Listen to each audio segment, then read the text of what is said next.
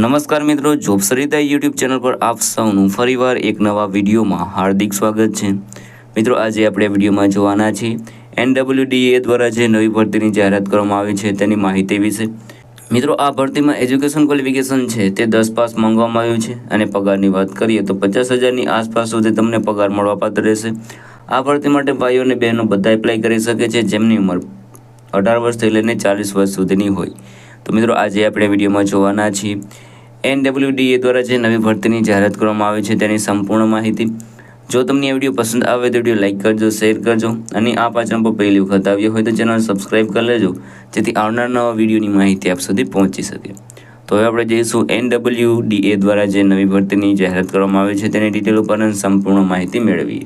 મિત્રો, આપણે આવી ગયા છે NWDA દ્વારા જે નવી ભરતીની જાહેરાત કરવામાં આવી છે તેની ડિટેલ ઉપર।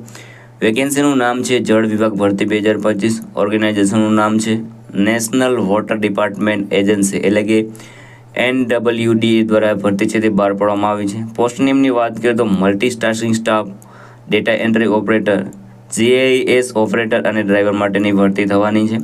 ટોટલ પોસ્ટની વાત કરીએ તો મલ્ટિપલ પોસ્ટ ઉપર ભરતી થવાની છે, વરિયર પોસ્ટ ઉપર ભરતી થવાની છે। તો આ ભરતી માટે એપ્લાય જરૂર કરી દેજો। એપ્લાય તમારે અહીં ઓફલાઈન કરવાનું રહેશે।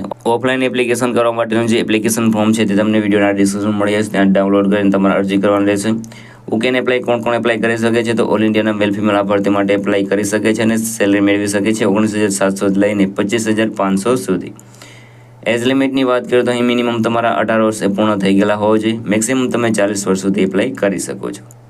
એજ રિલેક્સેશન છે તે તમને ગવર્મેન્ટના રૂલ્સ પ્રમાણે મળવાપાત્ર રહેશે। એપ્લિકેશન ફીની વાત કરીએ તો જનરલ અને OBC માટે 295 રૂપિયા ફી ભરવાની રહેશે, જ્યારે SC, ST અને PWD માટે કોઈ પણ જાતની ફી છે તે ભરવાની રહેતી નથી।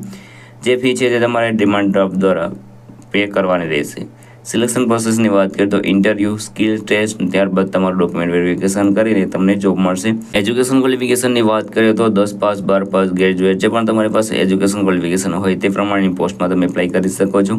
અગત્યના ડોક્યુમેન્ટની વાત કરીએ તો passport size photograph, signature, Aadhaar card, education certificate, caste certificate અને એજ આટલા ડોક્યુમેન્ટ તમારી પાસે હોવા જોઈએ। કઈ રીતે એપ્લાય કરી શકો છો તો મિત્રો, વિડીયોના ડિસ્ક્રિપ્શનમાં એક લિંક મળી જશે, તેના પર ક્લિક કરશો એટલે તમને એપ્લિકેશન ફોર્મ છે તે મળી જશે। તે તમારે ફિલ કરીને તેમાં તમારે જે તે એડ્રેસ ઉપર સેન્ડ કરી દેવાનું રહેશે।